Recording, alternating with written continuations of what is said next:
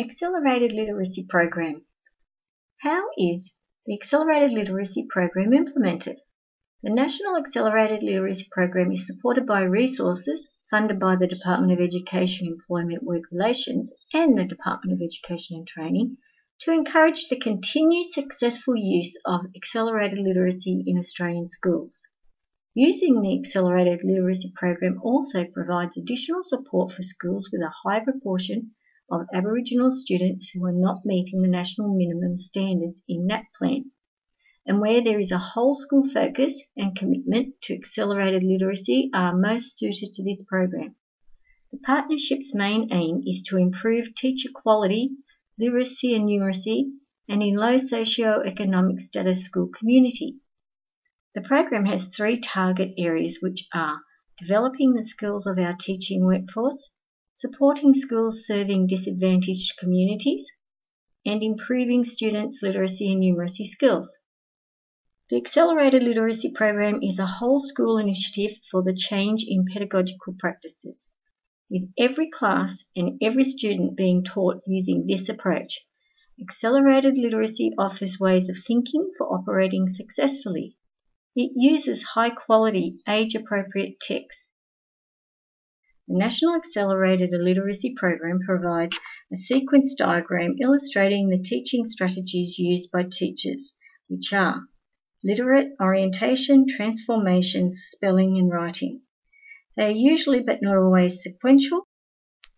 Another element of the Accelerated Literacy Program is supporting Aboriginal students. New South Wales education policy requires that Aboriginal students maintain Aboriginal English, while at the same time using standard Australian English effectively.